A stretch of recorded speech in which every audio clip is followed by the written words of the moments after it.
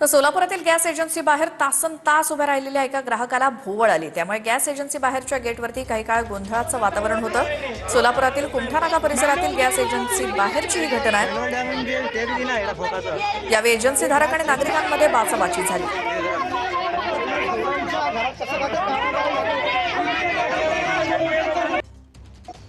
गोरगरीब करून खाणार माणूस पडला मेला घरचा करता धरता काय करणार त्यांनी एक टाकी यांना देणार नाही तर पहिलं केले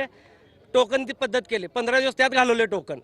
त्यानंतर परत म्हणले तुम्हाला केवायसी पाहिजे त्यात आता 8-10 दिवस झालं आता तरी सुद्धा बुकिंग झालं सगळं झालं घरपोच म्हणून आज 10-12 दिवस झाला अजून येत नाही त्यांची टाकी आणि आता सकाळी आम्ही फोन या पाळीला लावा म्हणले ना आता म्हणतात पाळीला नाही तुम्हाला घरपोच मिळते मग कशाला बोलवायचं आम्हाला पाळीला इथं कशाला बोलवायचं आम्हाला पाळीला इथं प्रकार घडले कधीपासून थांबले तुम्ही ट्रकभर टाक्या आहेत पण वाटप करी नाही पब्लिकला सकाळपासून तिने उन्हात थांबवलेत आता म्हणते तिने तुम्ही जावा घरी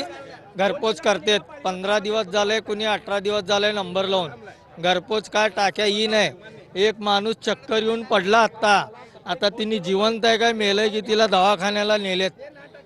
असली परिस्थिती आहे लोकाला नाश्ता नाही पाणी नाही तर प्यायला पाणी नाही ऊन आहे व्यवस्था सुद्धा नाही इथं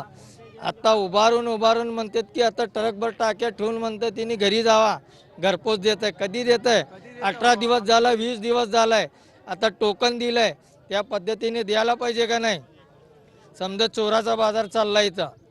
हॉटेलवाल्याला विकतेत तिने काय तुमची काय तक्रार आहे सर आमच्या वडिलांचा केवायसी नाही म्हणून नाही का त्यांचा आजारी होता आता त्यांना आणून केवायसी करून दिलो तरी सुद्धा